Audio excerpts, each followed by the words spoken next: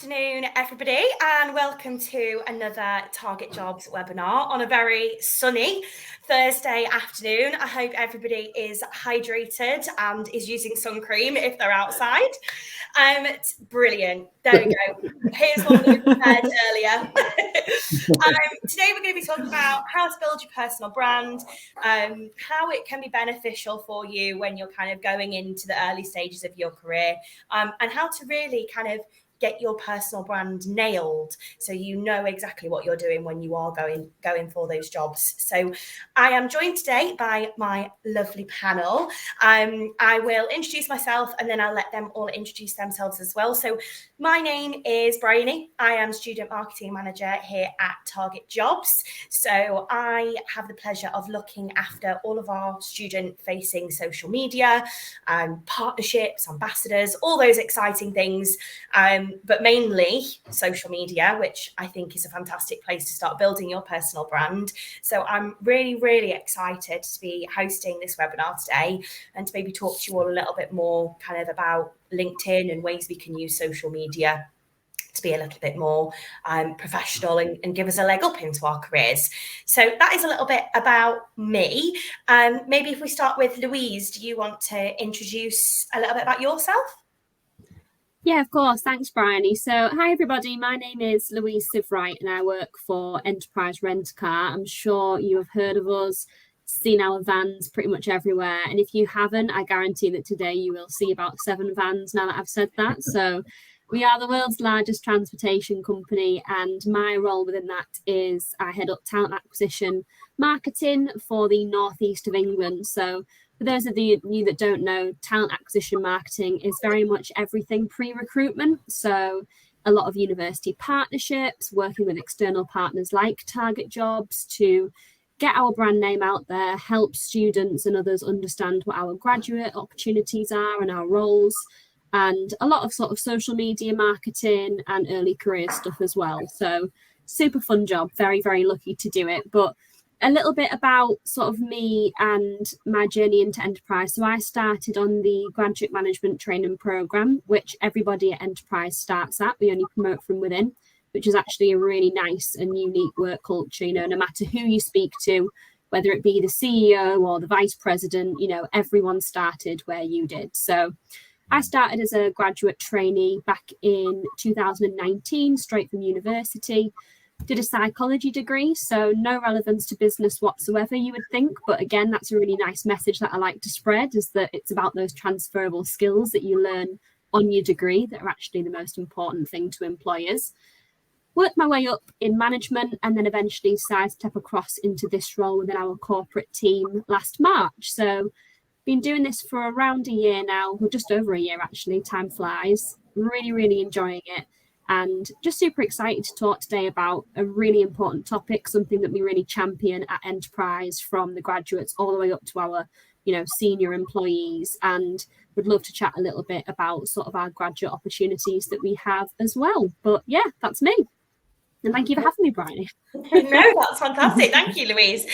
Sue, if we go to you next.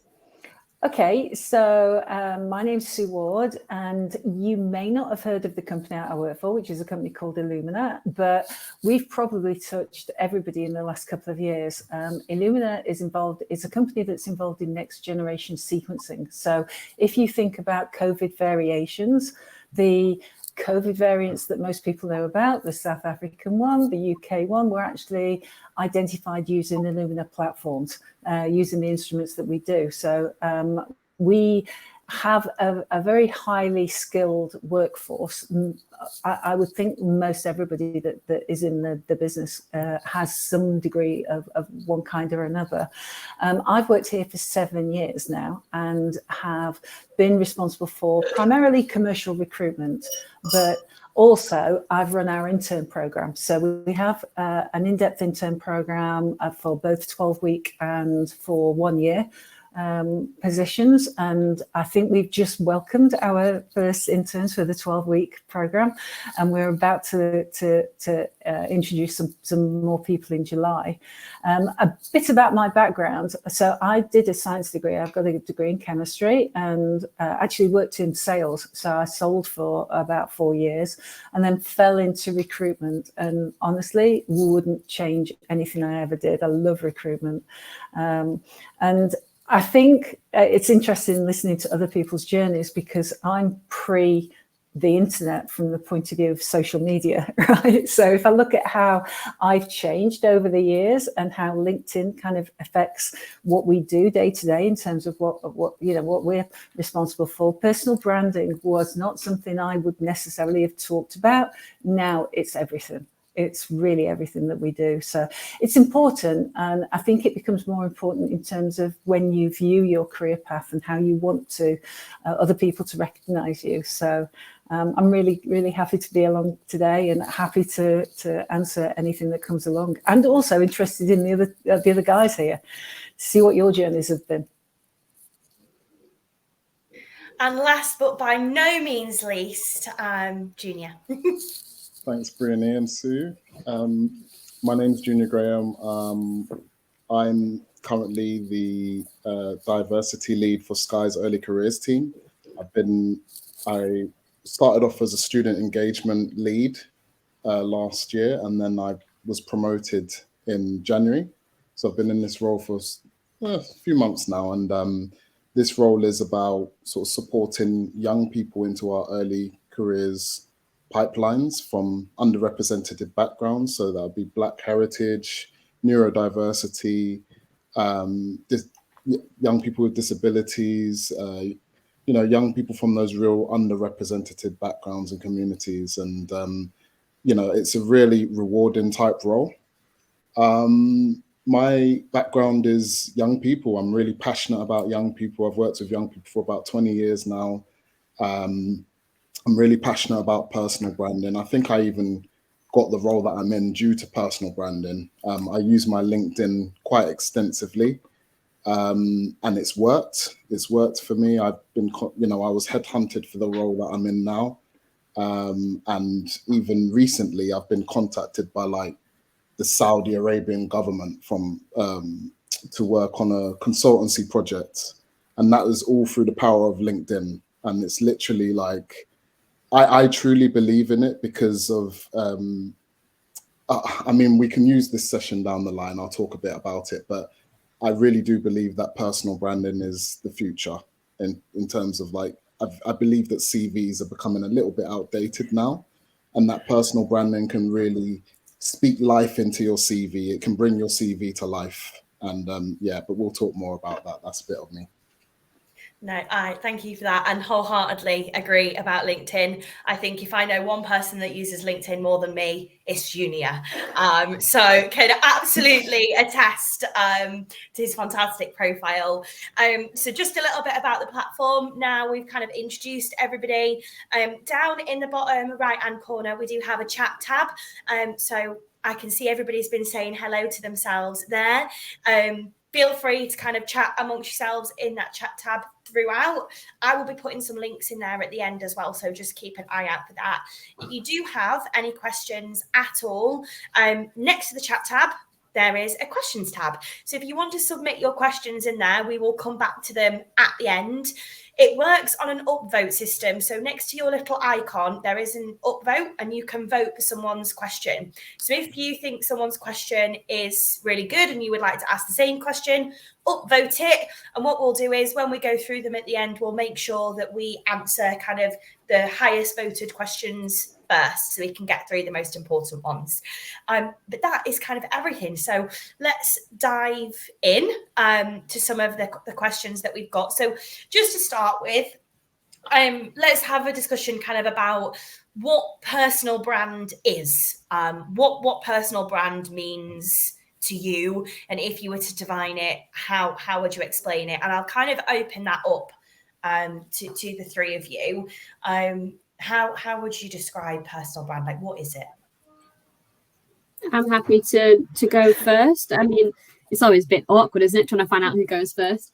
I would say personally for me, it's all about sort of the image and the what's the word I'm looking for? Reputation that you uphold for yourself, not only just within your career, but also daily life, social media. Just how do you want people to view you? And I think that to me is what personal brand is. It's the way that you want to be viewed by other people on a professional and a personal basis, I would say.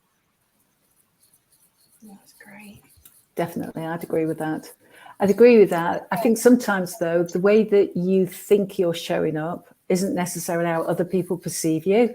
So, it's always a really good thing to maybe talk to your peers and get an idea about how do they see you? Are you actually showing up like that, the way that you want to? And I think that's a really good kind of tool in terms of establishing a career path, is identify where you want to be, how do you want to show up, and what do you need to be able to do to get there. And I think it moves. I think your personal brand changes as you go through life in terms of how you're showing up, what's your identity when you show up, and what's important to you. Yeah, I agree with the both of you. I think your personal brand is your professional online presence. So, I like the idea of taking control of that. And so that if there are recruiters out there that are interested in my CV or my background, that they see my personal brand first, and that's the impression that they see, like that I'm a professional and, oh, we like this guy, we like what he's about, he's a community person. It's really that showcase of your talent, your professional, your work ethic, everything all in one. I've actually got a little quote because I delivered a personal branding workshop recently, and the quote is, "Personal branding is the process of defining and promoting what you stand for as a professional. Your personal brand is a culmination of your experiences, skills, and values that differentiate you." So that's the quote that I found. So yeah, back to you. Nice. That's a lovely quote, that is. And following on kind of from what Sue said there, one of my favorite questions to ask in an interview after being asked it myself is, how would your friends describe you? And I think that question is really great if you're just starting to think about your personal brand, because if you think, okay, how would I want my friends to describe me, and maybe pick 3 words and then ask your friends if that actually is how they would describe you, that's a really good place to start thinking about personal brand. I think the first time I ever was asked that question, I said that I thought my friends would say that I was organized. And when I actually asked my friends, they said I was a control freak. So 2 very different, similar, but very different. So it's a really great way to kind of get yourself thinking about, actually, this is what I need to do to kind of make my personal brand more exactly what I want to be portraying. So you aren't coming across as controlling rather than organized. So that's obviously, again, a little bit about my personal brand. What would you say your personal brand is at the minute? And if we go back to kind of Junior first, like in 2 or 3 sentences, what would you say your personal brand is? Youth engagement, student engagement, creative, passionate, well-being, dyslexic, mental health advocate, supportive, community, bringing people together. Sorry, I was just throwing random words out, but nice. You can imagine a brand with all of those words fitted in. That would be me. Lovely. And Sue, what would you say your personal brand is? It's funny, knowing I was coming on here, I actually asked a couple of my colleagues yesterday. Nice.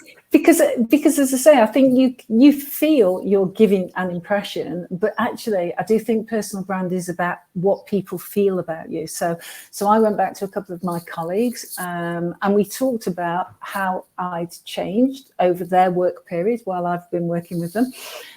Because I think initially I probably come across as quite forthright and maybe a bit aggressive, maybe very dominant in a conversation, which is weird because honestly, never thought I came over like that. But I also come across as very knowledgeable about our business and the steps that we take. In the last 3 years, I've veered towards much more of the caring, the diversity and inclusion, the neurodiversity section, because that's been a big part of what we do.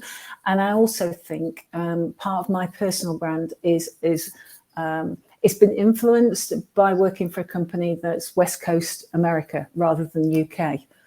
In that there's a lot of things that we become exposed to and their way of talking about things that has really influenced how we talk about things. So yeah, I just feel that Junior could articulate his probably a little bit better than me, but I that's how I feel about myself, that that's what I wanted to come across as, is very knowledgeable about my part of the business but approachable. Nice. I think that's a nice, knowledgeable but approachable. That is a nice personal brand to have, I think. And Louise, what would you say yours is? Yeah, I think this is definitely something that I think has changed a lot, maybe for myself over last year. I feel that I'd maybe in the past didn't quite recognise the impression that I had on people because I was still quite new into my career and kind of downplayed it a little bit. But I feel that as I've been in this role and my confidence and knowledge of the company has grown, I think I'm recognising that I maybe have a bit more of an influence on people than I realise. So that can look like very good at sort of building and maintaining relationships with a lot of our universities and external partners. I love public speaking, and quite often I'll public speak at an event and then I've made some sort of impression that's obviously been good because I've had people come up to me after that and say, can you talk at this? Can you talk at that? And obviously having that personal brand really helps that overall image and sort of being an advocate for the company as well. And I am a control freak as well, Bryony. And I think that no matter who anybody speaks to, they will describe me as the most organized person in the world. You know, if someone wants something done, I will do it within 5 minutes from the second that you asked me, and I'll get it done faster than anybody else. And that's definitely helped me a lot when it comes to promotions because people know that I am very reliable and I get stuff done. And to the contrary of what everyone says, I do not think that being a control freak is a bad thing at all. You just like things a certain way and you want them done a certain way. But yeah, I've recognised, as my confidence has grown and as I've been with this company longer and been supported, that I do have a good impression on people and my personal brand is very positive, something that I didn't recognise maybe when I was a bit more immature and early into my career. No, that's absolutely brilliant. And there's nothing wrong with liking things done a certain way. Absolutely not. My partner might say differently, but I'm not here to testify against that. No, he's not. So we'll just take your word for it. You. Absolutely. And I like what you said there about kind of promotions, and somebody mentioned kind of personal brand changing over time. And from my experience, so I've been at Target Jobs now for just less than 2 years. I started working on a very specific project, the Undergraduate of the Year Awards, if any of the students are aware of that, that are watching. And kind of through that and through doing that and through advocating for those students that are going through such a massive competition and advocating for kind of, no, you can do it, like believe in yourself, and kind of fighting on the logistical side of things to kind of make things better for students and really celebrating them. I didn't realize that when I started the role, that is actually something that's what gets me out of bed in the morning. I knew I kind of wanted to work maybe in events, and I kind of maybe wanted to do a little bit of marketing, But I had no idea that the student space and actually advocating for diversity and inclusion and really shouting about the amazing things that these students are doing and creating a platform for them to really just leap into their career was actually where my skills and passion lied. And through finding that and kind of honing that in and owning it, and kind of going full hog on LinkedIn and everything, like, this is what I love, and shouting about it. That's how I've now come into the role of student marketing manager, to take that passion from one project kind of across the business now, to kind of get more people passionate about what makes students tick. So completely agree with what everybody said about how your personal brand can change over time, and that's absolutely fine as long as you're using that to kind of your advantage and the people around you's advantage. Has anybody else kind of had maybe any experience of like their personal brand changing? I know you mentioned it there, Sue, a little bit, but any of the others, have you maybe looking back to maybe when you were in first year of university, what your personal brand would have been then when you were like 18 to what your personal brand is now? Yeah, I mean, Junior, do you want to go first this time? Because I went first last time, or are you happy for me to ramble on? You go first, Louise. It's fine. Thank you. I think it's a really natural thing for your personal brand to change over time. And, you know, you've got to remember that when you're 18, you feel like you're an adult and you feel like you've got it all figured out and that you know everything about everything. But that's not the case. And you're still so young and you've got so much more time to grow. And I think when you're in university and you're that age, you haven't fully had the same exposure to the working world that you get when you leave university and you get that graduate job. And it's different for everyone. But for me personally, when I started at Enterprise and got my first full-time career, that was when I noticed the most growth in me. You know, committing to a full-time job and the adjustment from going from, sorry to say it, but a very flexible working arrangement at university, which unfortunately I know it's hard work, but compared to full-time career, it's I'd love to go back to uni, I'll say that. And I think when you start at a full-time job, it's a very hard adjustment, and you do a bit of a growth spurt through that. You know, you'll grow a lot with your maturity and your sort of professional and personal development, your communication, a lot of the skills that you start to learn at university, you'll hone in on them and really develop them further, you know, when you start your career. So don't worry if you are, you know, 18, 19, 20 watching this. You know, you will when you get your first full-time job. And hopefully it's with a good employer that helps support you and mentors you through that. That's really going to help you develop a lot of the skills that you're just starting to develop right now. So I'm a very, very different person to who I was, you know, 10 years ago when I was 18 and, you know, 17, 18. So, yeah, don't worry. You will grow and develop over that time. Junior? Thanks, Louise. That was lovely.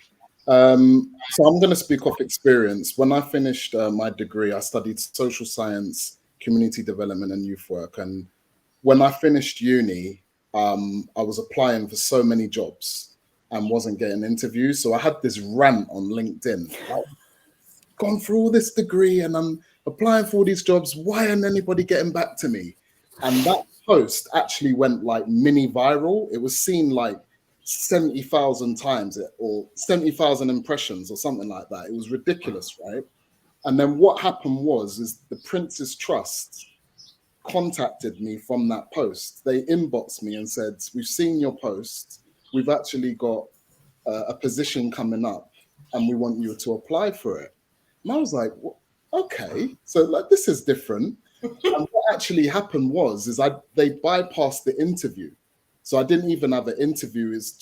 They asked me to write a personal statement and then I got fast tracked into the business. Awesome. And I was like, this is different. And that's when my spark for LinkedIn started happening. So I was like, okay, this is a different way of getting a job or being recruited, right?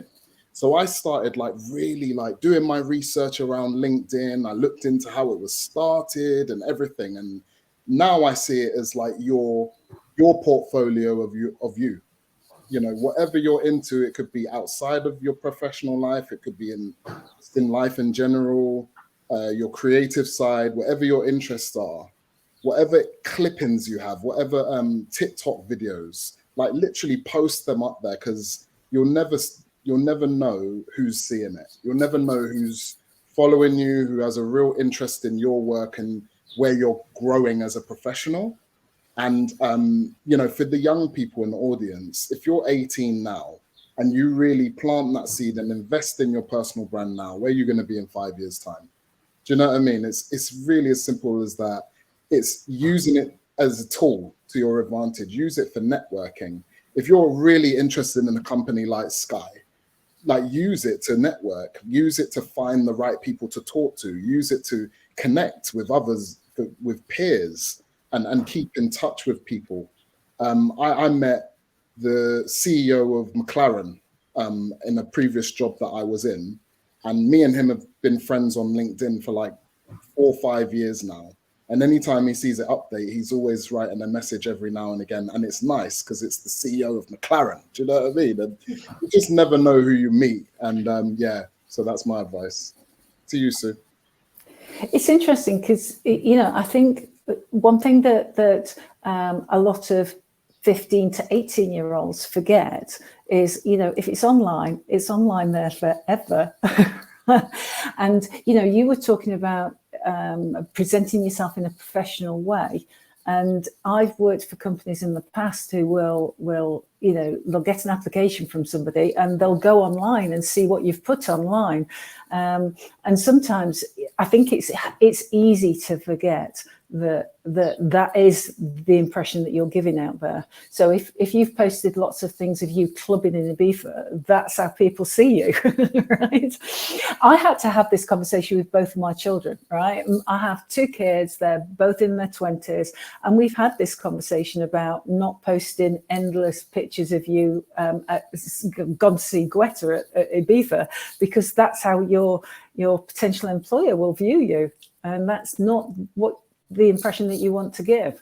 And I think that's a big part of personal branding is, I mean, in some industries, to be fair, it probably is a useful tool. You know, I get that a lot of people go onto Instagram and you become an influencer, and, you know, that creative side, maybe it's seen as a good thing in there. In a lot of other areas, it's not viewed as brilliant.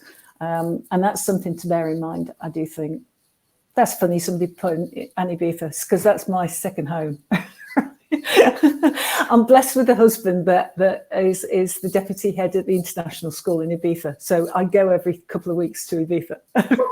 All right, so. Yeah, and I did point out that I'm not putting this on my LinkedIn. I don't want people to think that's what I do and that I'm working from Ibiza because we're going out on Friday night, you know? Brilliant. No, and I think some things like that are nice to share in a way and can make you a more well-rounded individual. And it's not that you can't post it, it's just think about how you're posting it and where you're posting it. So a photo of you on holiday with your friends might be great on Instagram, but you might not necessarily want to post that on LinkedIn. You might want to post on LinkedIn a story of something that happened, that you're proud of the way you dealt with it. Maybe you got to your hotel and they didn't have your reservation and you were the one in the group that kind of took control of it. That might be what you want to share on LinkedIn. So in no way does it mean you can't post that you have a social life. It's just think about how things that you are posting might be perceived if they were to be seen by an employer. Yeah. Maybe Absolutely. doing 20 shots in a row in a nightclub in Ibiza might not be the best. No, to be fair, I did post running the marathon Nice. in Ibiza because I think, you know, positive sport oriented stories, they always go down well, and you can't always put we've got this job on LinkedIn. So I like to intersperse that with stories about our industry, stories about other parts of the business, any HR stories that we might want to publish. because I think a good variation is a great thing. But you're right, personal brand is about who you are, and you have to show up as authentic. You can't, you can aim somewhere, get a strategy to get there, but pretending you're something you're not, it comes across as inauthentic, and it won't come across well on social media.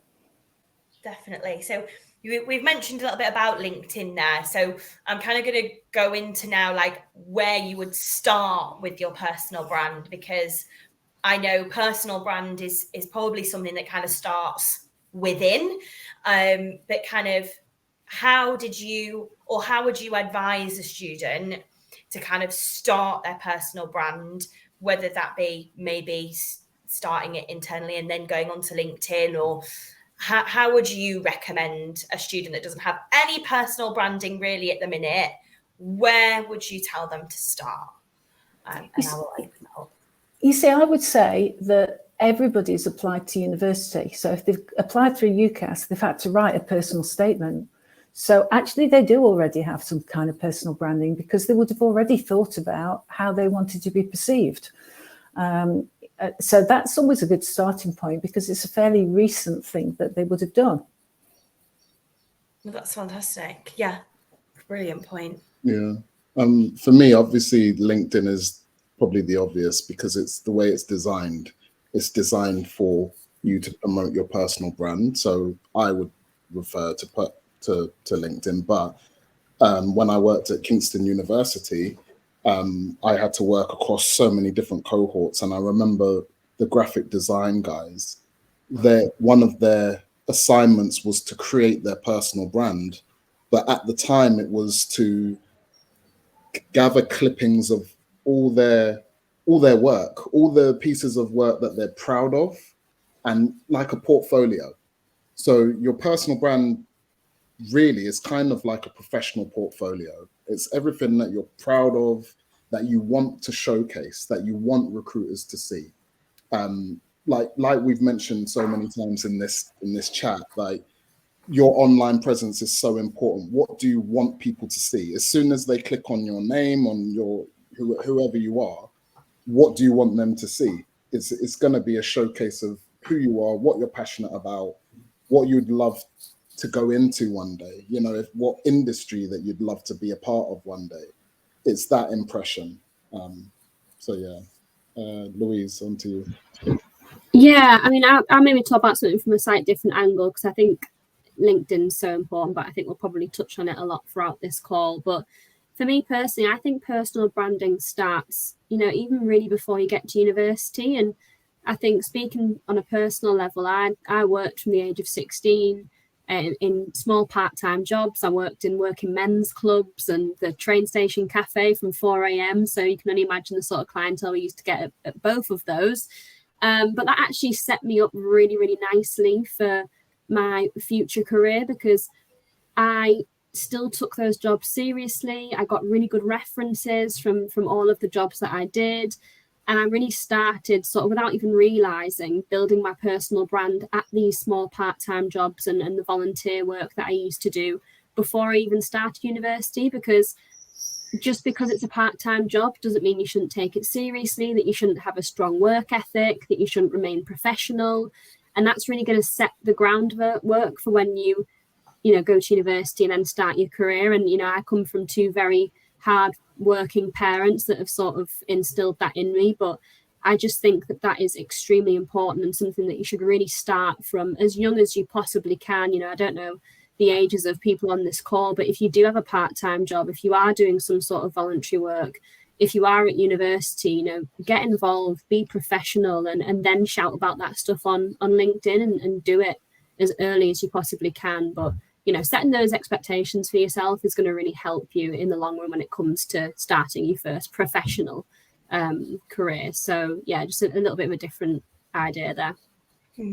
Yeah, and I completely agree. So I think we've all kind of mentioned LinkedIn here and there, and I can see LinkedIn popping up in the chat and in the questions box. So let's just address the elephant in the room. LinkedIn. Where would you start with personal brand on LinkedIn? Where would you start really with with LinkedIn? And if you were to go back and do anything differently, what would you do? I'd update mine more often than I have. I think a lot of people will put they'll put the CV on, right, and paste and copy. It asks you for a paragraph about yourself, and I think it's very easy to forget that paragraph dates, and that you grow as an individual. So if you actually remembering that maybe that was you 2 years ago. And what else can you put in there that you've learned? What are the skills? What are your interests? How can you update that and show that you're still relevant, or you're relevant to the career that you're aiming at? So I think what I did a couple of years ago is I actually kind of looked around my industry and saw how other people were describing themselves. What's the buzzwords that a lot of other people put on there? And I think that was a really useful thing to do, because it showed me what I thought was good. It showed me what I thought was not so good as well. And you could see how people are engaged at that point. So I always think actually trying to find a role model is always a good thing. And I think at one point I pasted and copied somebody else's and changed the dates on it, right? Which is not the most original thing to do, but you can't reinvent the wheel. So, start somewhere like that and then think about how to personalize it, how to make it you instead. I'll jump in. So LinkedIn. So I'd go onto LinkedIn, think about a professional picture, think about your headline, use it as a landing page. If a recruiter of a company that you really want to work for sees your page, what's the title that you want them to see? Think of all the different headings, go through each heading and try and fill in, it doesn't have to be overly detailed, but you want it to look as professional as you can. And then me personally, I had mine optimized by someone professional, but I would advise someone in your circle to have a look at your page and see how it comes across to them. I had mine optimized. I went on an app called Fiverr, and there's like loads of professionals on there, and it was a small price. It was like £5 just to ask someone to optimize my LinkedIn, go through it. Is there anything that I need to change? Is there anything that you can highlight for me or advice? And, they done that, and I didn't really need to change too much. And then before you know it, so it starts to look really professional and clean, and then use it. So start liking posts, start posting small things about yourself, videos, clippings. For example, when I host Insight Days at Sky, the first thing I say to young people when they come through the door is take as much photos and videos as you want, post it on your LinkedIn, but use the hashtag Life at Sky, because 28,000 people at Sky use LinkedIn, and then that circulates and so many people see it. So it's a really powerful tool if you use it correctly. Like for LinkedIn, for me as well, because I'm severely dyslexic, like when it comes to recruitment, it has that little tool of like easy apply, where it can, you put all your details and you can apply for roles, volunteer opportunities, or there's so many different opportunities out there where it does it for you. And for me, that was a godsend. It really, really was. Like, any opportunity, if it says easy apply, I'll just click on it, and then my CV gets sent to the relevant people. I got this job through Easy Apply originally. There you go. It really does work. I could ramble all day about it, but it's see it as your online CV, your new online CV. Really use it as a tool. Connect with people, connect with professionals of the organizations that you're interested in. You'll find more than enough people have got time. They'll be more than happy to have a 15-minute online coffee with you, and you can ask them questions. Like, if you use it correctly, LinkedIn is a really powerful tool. There's not really too much more that I can add to that, really. I think the only thing is that I can maybe add is just some, James, great, Junior, thank you.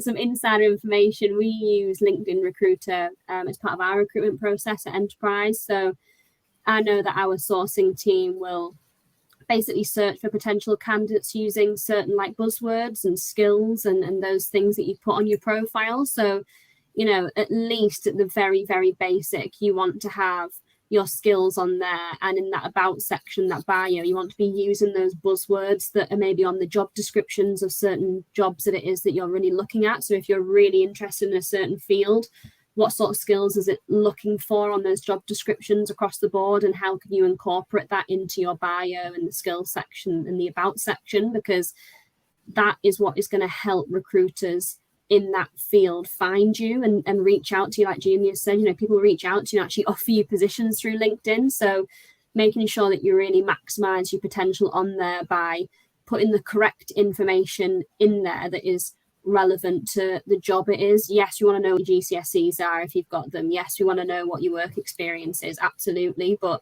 making sure that you're making that relevant to what it is that you want, not what it is that you have done, because that is how recruiters are going to find you and give you those opportunities. So yeah, using it a bit like a cover letter, really, when you're applying for a role, using those all important buzzwords. Definitely.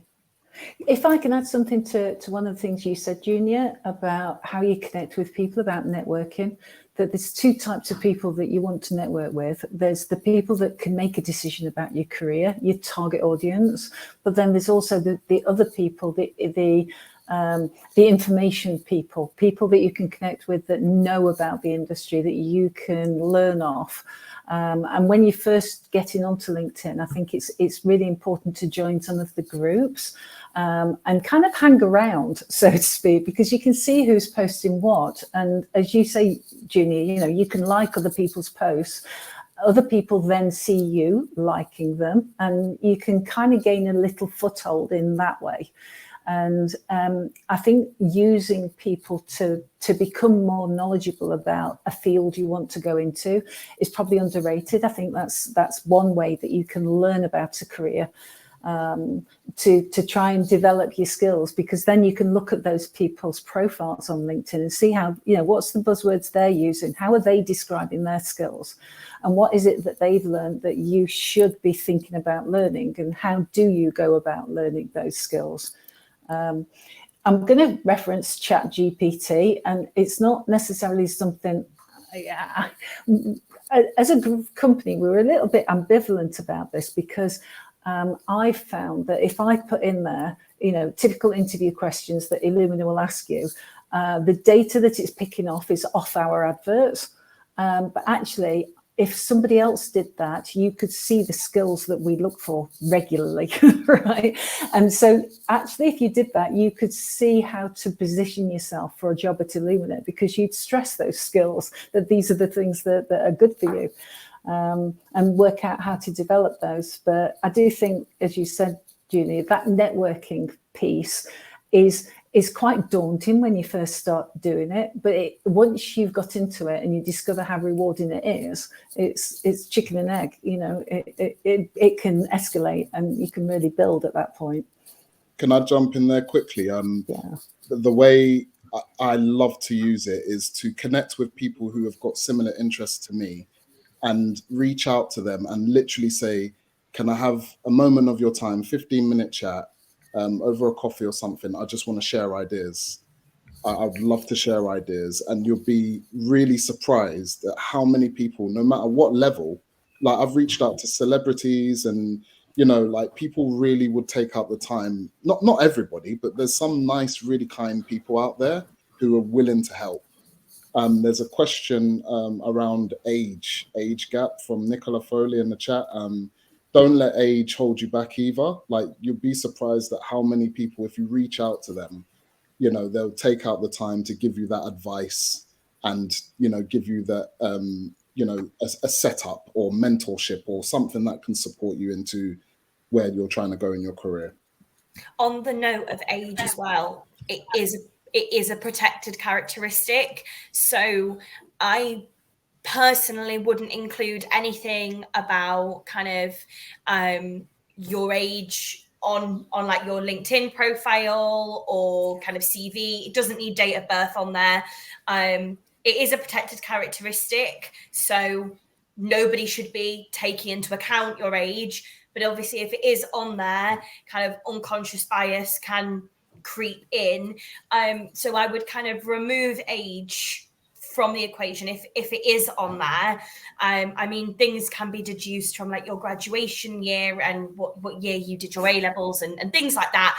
But if there's anything more about your age, I would remove it. And in an interview and things, you can even maybe, if you think if it is detrimenting you, mention it and bring it into your personal brand. So I know you mentioned that you were 20, the average age is 25. So I don't know if you're older or younger than the average age, but if you were older, I would maybe address it and say, look, I know I'm in my mid 30s and normally people are in their mid 20s. However, this is what I've experienced. I've got a lot more life experience now. I know what I want to do. So I'm a lot more passionate about it, and bring it into your personal brand. So you've addressed it and you've said, look, I know I'm older, but these are all the things now that I'm better for this job as a reason, as kind of a result of this. So you can always kind of turn negatives into a positive and use it to your advantage as well. But in the first instance, I would kind of remove it from anything because it is a protected characteristic. So nobody should be making a decision as to whether you're getting a role based on what year you were born. So I would just get rid of it. Can I just add something, sorry, on to the end of what you've just said there, Bryony, as well?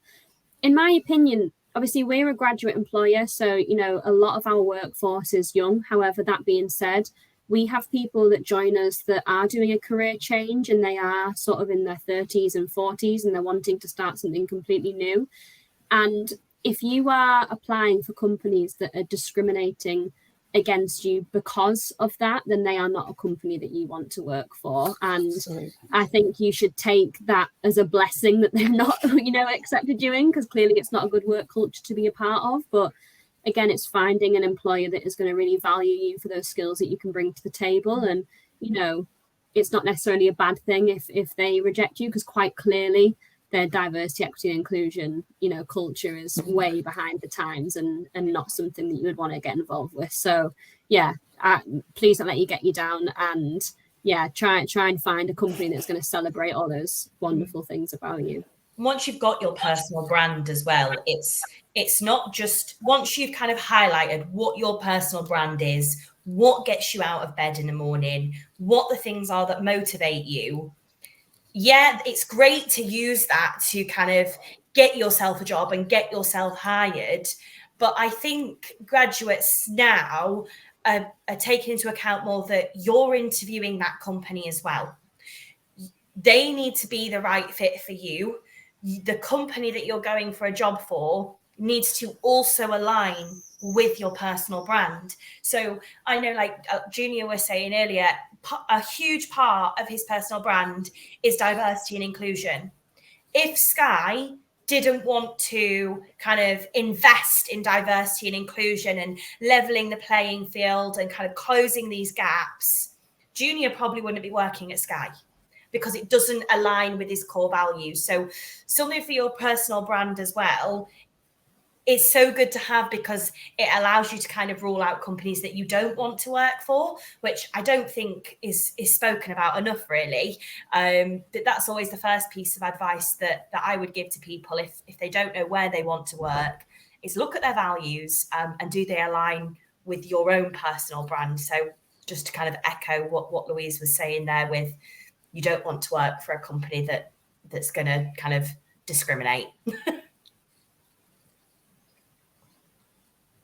Fantastic. So we've got so many questions coming in the chat.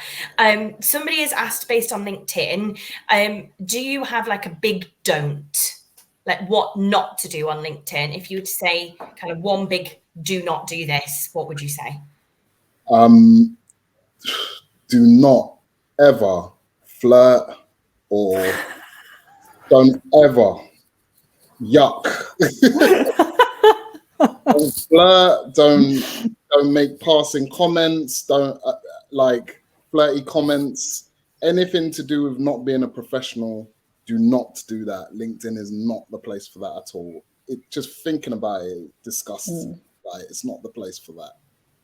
It's interesting because I saw a post today where they were commenting on something that was it's an article that was in the Daily Mail, and everybody that responded to that, you would have thought you were reading Twitter, not LinkedIn. And I was looking at it thinking, first of all, don't post anything that you think might offend somebody else, right? It doesn't matter whether that's what you think or not. You don't want to be seen as the person that is offensive, right? You can think it, you don't have to post it on there, I think. That's a hard one, you know, and I know nowadays we do seem to have maybe more of a cancel culture, but I found some of the replies to that actually just really confirmation bias all the way through the response. And it did make me want to block people, but you can't. Yeah. But I'm with you. You know, and the other thing is that it's in terms of your photograph. Make sure that your photograph is a professional photograph. No, when I say professional, I don't mean taken by a professional. I just mean that you're portrayed the way that you would like to show up in public. It's not you in shorts on a beach. I know I keep referring to a beach, but you know, try and portray yourself in how a prospective employer would like to see you.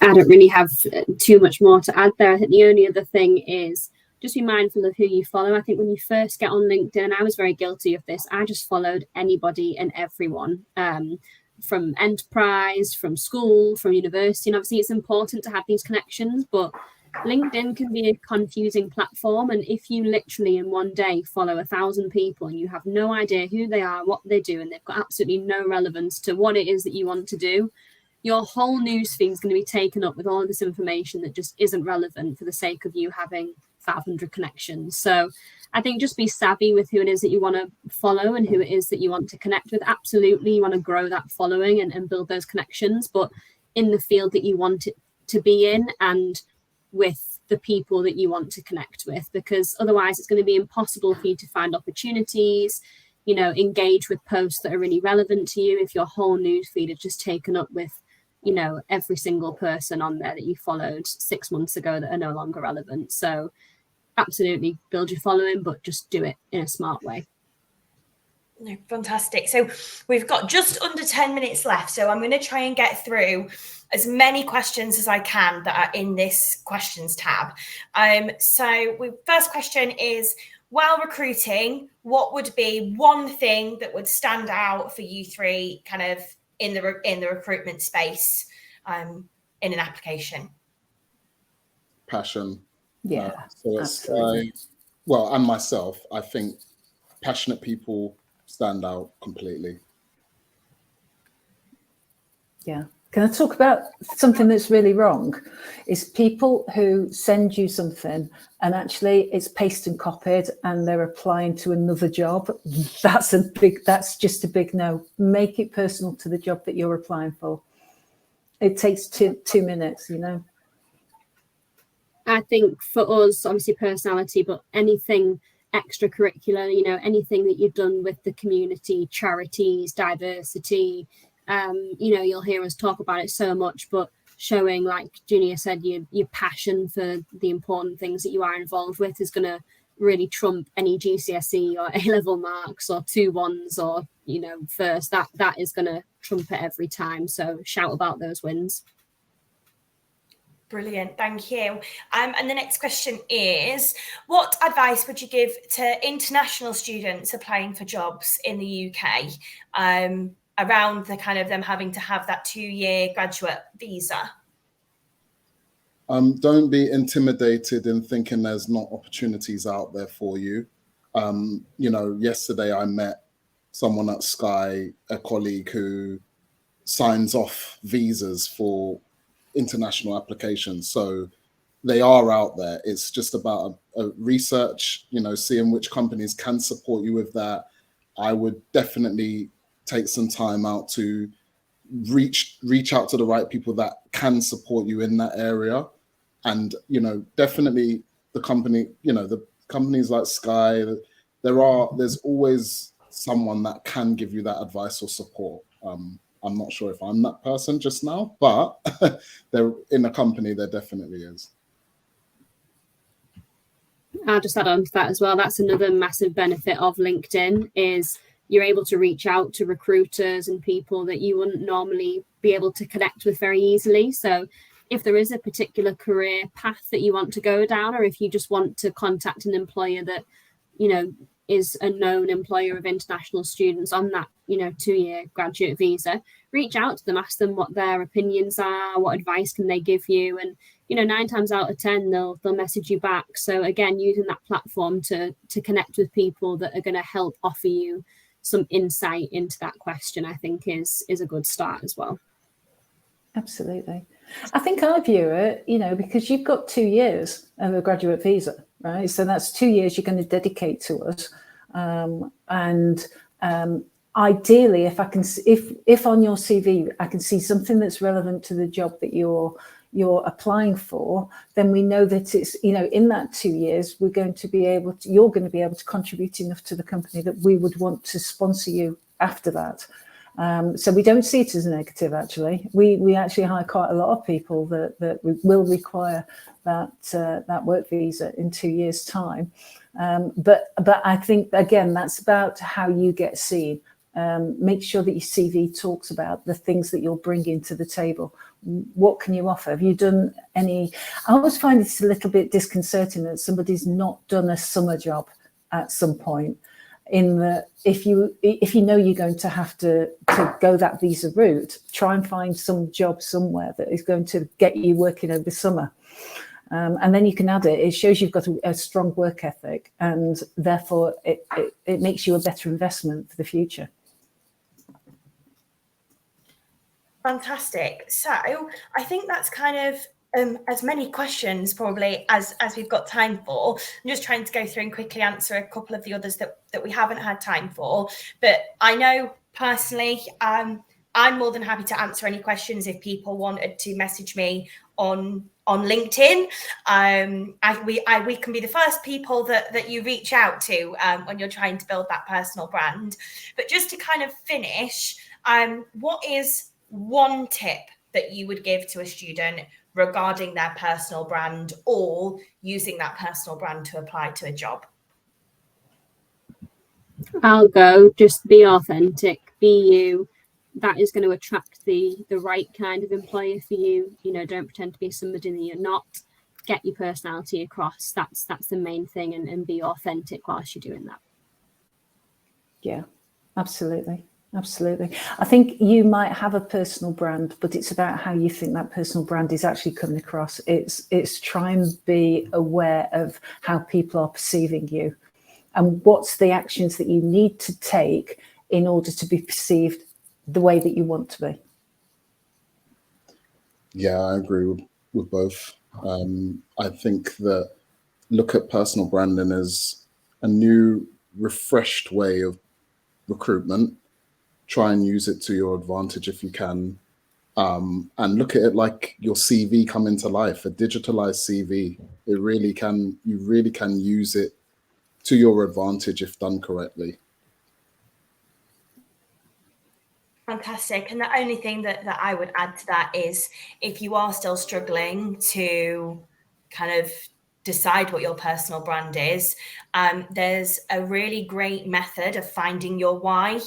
And it's why do you go to work? And then once you've answered that, you ask, well, why do you do that? And then you ask, well, why do you do that? And you go back 5 whys and you get to the real core of why you're doing what you're doing. And I really love using that method kind of in all aspects of life. It's a really, really great start to find your why. And then you can build your personal brand around that. But thank you so much to Sue, Junior, and Louise. I've incredibly enjoyed the panel, so I hope everybody watching has found it really helpful as well. It has been recorded, so if you've tuned in, you'll get a recording straight away. I did pop a few links in the chat earlier to kind of LinkedIn articles and things on Target Jobs. I've popped another link through there now, which is to more events that we have like this and other different employability events that we host as Target Jobs. So if you are still looking for more advice or ways to kind of get your foot in the door before you graduate, then head on to Target Jobs, and we've got everything you need to get yourself prepared. And I'm not just saying that because I work here, I promise. But other than that, thank you very much again to the panelists. Thank you to everyone who's tuned in. Enjoy your weekend. One more sleep till Friday. And remember to stay hydrated because it's warm out there. But thank you very much. And I will see you all again soon. Bye-bye. So Bye. see you soon. Bye-bye.